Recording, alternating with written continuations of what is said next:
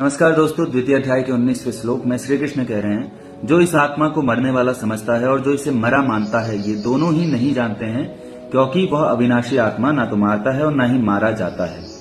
अब बात आती है, जो ना मरता है ना मारा जाता है, उसी का नाम है आत्मा। उसे चेतना भी कह सकते हैं। जो अमृत है वही चेतना है, जो मृत है वही जड़ शरीर है। अर्जुन की चिंता मरने मारने की, पर कृष्ण कहते हैं मृत्यु तो असंभव है, मृत्यु हो ही नहीं सकती। लेकिन जब हम अपने आसपास की जिंदगी में देखते हैं तो मृत्यु ही तो एकमात्र सत्य दिखाई पड़ता है। एक ही बात तय मालूम पड़ती है, वह है मृत्यु। पर कृष्ण इसकी ठीक उल्टी बात कर रहे हैं। कृष्ण कह रहे हैं कि मृत्यु अकेला भ्रम है, न कभी कोई मरा है न कभी कोई मरेगा। यह बात बड़े मजे की है कि आपको मृत्यु का कोई अनुभव नहीं है, आपने सिर्फ दूसरों को मरते हुए देखा है। असल में जिसे हम मृत्यु कहते हैं वह जीवन का शरीर से सरक जाना है। जैसे हम बटन दबाते हैं, बल्ब जलता था, अब जैसे ही बटन दबाया किरणें समाप्त हो गई, बल्ब अंधकार से भरने लगा। क्या बिजली मर गई? नहीं। क्या बिजली फिर वापस बहने लगी? नहीं।